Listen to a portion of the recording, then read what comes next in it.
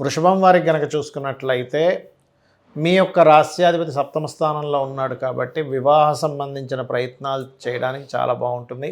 అయితే లాభంలో శని, దశమంలో రాహువు, అదేవిధంగా చతుర్థ భావంలో కేతువు, మనకి సప్తమాధిపతి అష్టమంలోకి వెళ్తున్నాడు 7వ తేదీ నుంచి, 6లో ఉండే బుధుడు 7లోకి వెళ్తున్నాడు. అదేవిధంగా రవి సప్తమంలో ఉన్నాడు. అయితే ఈ యొక్క గ్రహస్థితిని అనుసరించి మీకు ఎలా ఉండబోతుంది, ఎటువంటి జాగ్రత్తలు తీసుకోవాలనేటువంటి అంశాలు చెప్తుంది నేనైనప్పటికీ కూడా చెప్పిస్తుంది సాక్షాత్ లలిత అమ్మవారిగా భావిస్తూ, ముఖ్యంగా పార్ట్నర్స్ వివాహ సంబంధించిన విషయంలో చాలా బాగుంటుంది.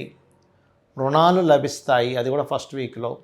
సెకండ్ వీక్ దగ్గరికి వచ్చేసరికి అక్కడి నుంచి కొంచెం ఇష్టపడిన వారిని వివాహం చేసుకోవడానికి, ఫ్రెండ్స్కి పెళ్లి చేసుకుంటాను ఎవరికైనా ప్రపోజ్ చేయడానికి ఆ సమయం నడుస్తుంది 7th నుంచి పర్టికులర్గా. మరి లగ్నాధిపతి అష్టమంలోకి వెళ్తున్నాడు కదండి, ఏమిటి పరిస్థితి అంటే సప్తమాధిపతి అష్టమంలోకి వెళ్తున్నాడు కదా, సప్తమ వ్యయాధిపతి అంటే ఇక్కడ కొద్దిగా ఆఫ్టర్ ఫస్ట్ వీక్ తర్వాత నుంచి కొంచెం వివాహ సంబంధించిన విషయంలో సెకండ్ మ్యారేజ్ కోసం ఎవరైతే ప్రయత్నం చేస్తుంటారో, ఫస్ట్ డివోర్స్ అవ్వడమో ఇంకోటిదో కొన్ని కారణాలు ఉంటాయి, వాటి వల్ల ఇబ్బంది పడేటువంటి వారికి అష్టమంలోకి వెళ్ళడం వలన, శుక్రుడు సప్తమంలో ఉండడం వలన, అదేవిధంగా ఈ యొక్క కుజుడు సప్తమాధిపతి వెళ్ళి భాగ్యాధిపతిని వీక్షిస్తున్నందుకు ఇక్కడ ఏంటంటే పర్టికులర్గా ఇది 100% సెకండ్ మ్యారేజ్ చేసుకోవాలనుకునే వారికి కొంత సపోర్టివ్. కాకపోతే ఈ శని కుజుల పరస్పర వీక్షణ 2లో గురువు ఉన్నందుకు ఈ గురువు ఉండే ఎనర్జీ ఎలా ఉంది అంటే కొంచెం కుటుంబ సభ్యులు, ఫైనాన్షియల్ మ్యాటర్స్, మధ్యవర్తిత్వంగా ఉండేటువంటి అంశాలు, అదేవిధంగా ఏదైనా ల్యాండ్ పర్టికులర్గా, ఎందుకంటే 4వ స్థానంలో కేతు ఉన్నాడు కాబట్టి ల్యాండ్ రిలేటెడ్ సంబంధించిన ఇష్యూస్ ఉంటాయి కొన్ని.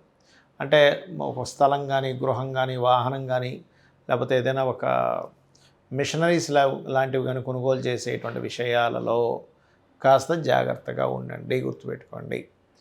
అలాగే ఇక్కడ మరొక విషయం ఏంటంటే ఈ కాంబినేషన్స్, మరి దశమ స్థానంలో రాహు ఉన్నాడు కదా అంటే విదేశీ సంబంధించిన ఉద్యోగ యోగాలు కలగడానికి అనుకూలంగా ఉంది. నైట్ డ్యూటీస్ చేయడానికి ఇటువంటి వాటికి చాలా అనుకూలంగా ఉంది చెప్పాలంటే. అదేవిధంగా లాభంలో శని మంచివాడే, కాకపోతే చూడ్డానికి గురువు 2లోకి వస్తున్నప్పటికీ కూడా ఆ 2లోకి వచ్చే ఎఫెక్ట్ కొంచెం కుటుంబ సభ్యులు అప్పులు ఇవ్వడం, అప్పులు తీసుకునే ఈ విషయాల్లో ఖచ్చితంగా జాగ్రత్తగా ఉండాలి. దీంతోపాటు 4లో కేతు ఉంటూ అష్టమ కుజుడు వలన వాహనాల మీద వెళ్ళేటప్పుడు, లేదా ఏదైనా పవర్ రిలేటెడ్ సంథింగ్ ఇంట్లో మనం చేస్తూ ఉంటాం ఒక్కోసారి, ఇటువంటి విషయాల్లోని ఖచ్చితంగా జాగ్రత్త వహించండి, గుర్తుపెట్టుకోండి. అదేవిధంగా మీరు చేయవలసినటువంటి దేవతా ఆరాధన ఏమిటి చూసుకున్నట్లయితే విష్ణు సహస్రనామాలు ఎక్కువగా చేయండి. విష్ణు సహస్రనామాలు, అదేవిధంగా ఎవరైతే అష్టమ స్థానంలో కుజుడు ఉన్నాడో, 4లో కేతు ఉన్నాడో, వాహనం మీద వెళ్ళేటప్పుడు ఇబ్బంది కదా అనుకునేటువంటి వారు మీరు ఇంటి నుంచి బయలుదేరేటప్పుడు గణపతిని మరియు ఆంజనేయ స్వామిని తలుచుకొని బయలుదేరండి. ఎటువంటి ఇబ్బంది మీకు కలగకుండా ఆ స్వామివారు మిమ్మల్ని కాపాడతారు. జాతక చక్రంలో చాలామంది అనవసరమైనటువంటి భయభ్రాంతులు ఏ విషయంలో పెట్టుకుంటున్నారు, వాటిని చాలా సింపుల్ టెక్నిక్స్ ఎలా తగ్గించుకోవచ్చు చెప్తాను. ఫస్ట్ ఆఫ్ ఆల్ మిత్స్ అంటారంటే అపోహలు. ఏమిటంటే అపోహలు, ఒకటి ఏలినాటి శని నడుస్తుంది, అర్ధాష్టమ శని నడుస్తుంది, అష్టమ శని నడుస్తుంది, దానివల్ల నా జీవితం మొత్తం ఒక రకమైన టర్న్ అయిపోయింది అంటారు. కానీ ఒకటే గుర్తుపెట్టుకోండి, శని ఈజ్ కర్మకారక ప్లానెట్. ఆయన కర్మ ఆయన అందిస్తూ ఉన్నాడు. ఈ విషయంలో నేను చాలాసార్లు ఉదాహరణ చెప్పాను. ఏమండి, స్వర్గీయ ఎన్టీ రామారావు గారు ఏలినాటి శనిలోనే సీఎం అయ్యారు, జగన్ గారు అష్టమ శనిలోనే, అండ్ అట్లాగే మనకి చంద్రబాబు నాయుడు గారు కావచ్చు, పిఎం మోడీ గారు కావచ్చు, వీళ్ళందరూ అనేకమైన ప్రెసిడెంట్లు కూడా అయ్యారు. కాబట్టి శని అనగానే వెంటనే మీరు శ్రమనిస్తాడు, స్ట్రెస్ ఇస్తాడు, అంతేగాని మొత్తం జీవితాన్ని ఎందుకు పనికి రాకుండా చేయడం అనే విషయం చెప్తున్నాను. ఎందుకంటే ఈ మాట చెప్తున్నాను, చాలామంది శని నడుస్తున్నప్పుడు వివాహం చేసుకోవడానికి భయపడుతున్నారు. యాక్చువల్లీ ఇచ్చేదే అప్పుడు, ఎందుకంటే మీకు ఒక బాధ్యత, ఒక కర్మలోకి ఎంటర్ అవ్వాలి, ఒక కొత్త కర్మలోకి ఎంటర్ అవ్వాలి, వివాహం అనే కర్మలోకి ఎంటర్ అవ్వాలి. ఉద్యోగాలు కూడా అప్పుడే ఇస్తాడు, ఎందుకంటే ఉద్యోగం అనే కర్మలోకి ఎంటర్ అవ్వాలి. సంతానం కానివ్వండి, ఎందుకంటే సంతానం పొందేటువంటి స్త్రీమూర్తి, అదేవిధంగా పురుషుడు కానీ అక్కడి నుంచి కొత్త బాధ్యతలు వస్తాయి.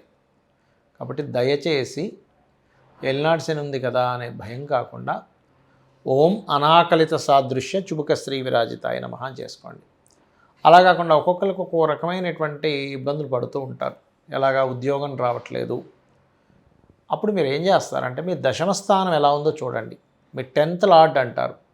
10th లార్డ్ బాగున్నాడు, మంచి కెరీర్ ఉంటుంది. అలా కాకుండా సెకండ్ లార్డ్ పాడయ్యాడు, 10th లార్డ్ బాగున్నాడు, అప్పుడు ఏమవుతుంది, కెరీర్ బాగుంటుంది కానీ అందులో వచ్చే ఇన్కమ్ సరిగ్గా శాలరీస్ ఇవ్వరు.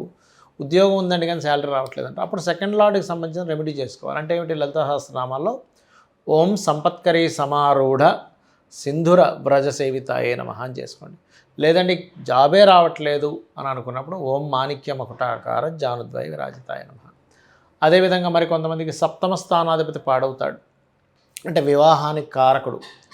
ఆ రకంగా సప్తమాధిపతి పాడైనా, లేదు శుక్రుడు పాడైనా, కుజుడు పాడైనా వివాహ సంబంధించిన విషయంలో అనేకమైనటువంటి ఒడిదుడుకులు మీకు ఎదుర్కొంటూ ఉంటారు. అలాంటప్పుడు మీరు సింపుల్గా ఏం లేదు, మీ సప్తమాధిపతి ఎవరో తెలుసుకోండి. అది ఏదైనా పాపకర్తెల్లోనో పాపగ్రహాలతోనూ కూడి ఉంటుంది. దానికి సంబంధించిన దానం ఇచ్చుకుంటూ చక్కగా మీరు ఓం శివ కామేశబద్ధ మాంగళ్య సూత్ర శోభిత కందరాయే నమః అని చేసుకోండి. అలా కాదండి వివాహం అయింది కానీ సఖ్యత లేదు, భార్యాభర్తల మధ్యన ఎప్పుడు ఏదో గొడవ నడుస్తుంది అన్నప్పుడు, అండర్స్టాండింగ్ సరిగా లేదంటే దాని అర్థం ఏమిటంటే ఇద్దరి మనస్కారకులు పాడయ్యారు, బుద్ధికారకుడు కమ్యూనికేషన్స్ కారకుడు లేదా అట్రాక్షన్ జోన్స్ అక్కడ కలవలేదని అర్థం అనమాట. అంతేగాని ఏదో పాయింట్లు చూసి వివాహం చేసుకోవడం కదా. అలాంటప్పుడు మీరు చేయవలసింది ఓం శివకామేశ్వరాంకస్త శివా స్వాధీన వల్లభాయే నమః. మరి కొంతమంది వ్యాపారాలు పెడుతూ ఉంటారు, రకరకాల వ్యాపారాలు, ఆ వ్యాపారాలు కలిసి రావట్లేదని బాధపడుతూ ఉంటారు. అలాంటి వారు ఓం ఇంద్రగోప పరిక్షిప్త స్మరతూనాభజంగికాయై నమః అని చేసుకోండి, ఖచ్చితంగా బాగుంటుంది. ఇలాగా లలితా సహస్రనామాలు ఏవైతే ఉన్నాయో అవి వేద మంత్రములతో సమానము. ఎంతటి సిచ్యువేషన్స్లో ఉన్నా నమ్మి గనక మీరు చేశారా రెగ్యులర్గా, రూపాయి ఖర్చు లేకుండా చక్కగా ఇంట్లో కూర్చొని అరగంట 40 నిమిషాలు గంట సేపు కూర్చొని మీ ప్రయత్నాలు మీరు చేసినట్లయితే అప్పుడు ఏమవుతుందంటే మీరు చేసినటువంటి ఆ యొక్క జప ఫలం ఏదైతే ఉందో, అయితే చాలామంది జపం ఎలా చేయాలని అడుగుతూ ఉంటారు. చక్కగా మీరు పంచోపచార పూజ చేసేసుకొని గంధం పుష్పం ధూపం దీపం నైవేద్యం పెట్టేసిన తర్వాత ఆవాహనం చేసి పంచోపచార పూజ చేసేసిన తర్వాత కూర్చొని జపం చేసుకోండి. అప్పుడు ఖచ్చితంగా మీరు ఏదైతే సంకల్పం కోసం, అది ఉద్యోగమా వ్యాపారమా లేకపోతే సంతోషంగా లేరు, కొంతమంది చూడండి ఎన్నున్న ఆనందంగా లేవంటాం, అలాంటప్పుడు కూడా ఓం ఇంద్రగోప పరిక్షిప్త స్మరతూనాభజంగికాయ నమః చేసుకోవచ్చు, తప్పేం లేదు. ఈ రకంగా మీరు కనుక చేసినట్లయితే 100% ఇబ్బంది పోతుంది. అయితే ఇంకొంతమందికి ఒక చిన్న అపోహ ఉంది, ఏమిటది అంటే కాలసర్పయోగము. ఏమండి నాకు కాలసర్పయోగం వల్ల ఇలా అయిపోయింది నా జీవితం అంటూ ఉంటారు. శాస్త్రంలో ఎక్కడా కూడా కాలసర్పయోగాన్ని జన్మజాతకానికి అప్లై చేయమని లేదు, గుర్తుపెట్టుకోండి. అది కేవలం కాలంలో జరిగే అంశాలు. అంటే పలానా దగ్గర యుద్ధం జరిగింది, మనకి విపరీతమైన తుఫాన్లాగా వర్షాలు వచ్చాయి, కరోనా లాంటి వ్యాధులు వచ్చాయి, ఇటువంటి విషయాలకి సంబంధం ఉంటుంది, గుర్తుపెట్టుకోండి. ఇటువంటి విషయాలకు మాత్రమే ఉంటుంది కానీ అన్నిటికీ కాదు. ఇది ప్రధానంగా మీరు జాగ్రత్త తీసుకోవాల్సిన అంశం. అదేవిధంగా మరొక విషయం ఏంటంటే ఇక్కడ ఒకవేళ సరే మీకు అదే మనసులో లాగుతుంది, కాలసర్పయోగం వల్లే అవుతుందేమో అని సింపుల్ టెక్నిక్స్.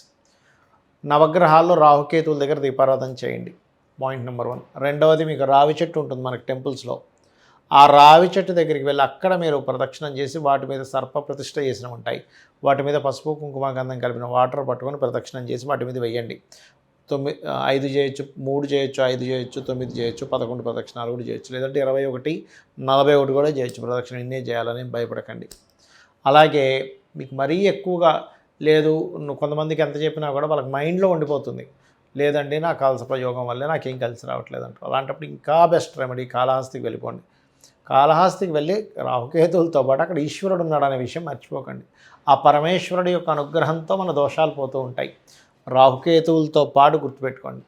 ఇలా చేయండి, ఖచ్చితంగా మీకు ఏదైతే దోషం ఉంటుందో పోతుంది. దీంతోపాటు ఫైనాన్షియల్గా ఎక్కువ ఇబ్బంది పడేటువంటి వారు ఇంట్లో తెలియకుండానే ఉత్తరంలో దోషం ఉంటుంది. అంటే ఉత్తరంలో బాత్రూమ్స్ ఉండడము, లేదా ఆగ్నేయంలో బాత్రూమ్స్ ఉండడము, పడమర మధ్యలో అంటే గెయిన్స్ అండ్ ప్రాఫిట్స్ జోన్లో బాత్రూమ్స్ ఉండడం జరుగుతుంటుంది. వీటి కారణం వల్ల కూడా మనం ఇబ్బంది పడుతుంటాం అనే విషయం తెలుసుకోవాలి. అలాంటి జాతకం బాగుంది కానీ ఎక్కడో మనకి రావాల్సినంత రావట్లేదు అంటూ ఉంటారు. కారణం ఏమిటి? వాస్తుదోషం ఉంటుంది. ఈ రకంగా వాస్తుదోషం లేకుండా ముఖ్యంగా ఉత్తరం వైట్ కలర్ ఉండేలా చూసుకోండి, ఆగ్నేయంలో గ్రీన్ కలర్ ఉండేలా చూసుకోండి. ఇవన్నీ కూడా వాస్తుపరంగా ఆ యొక్క జోన్స్ని బాగా అంటే ఎనర్జైజ్ చేస్తూ ఉంటాయి. శ్రీమాత్రే నమః.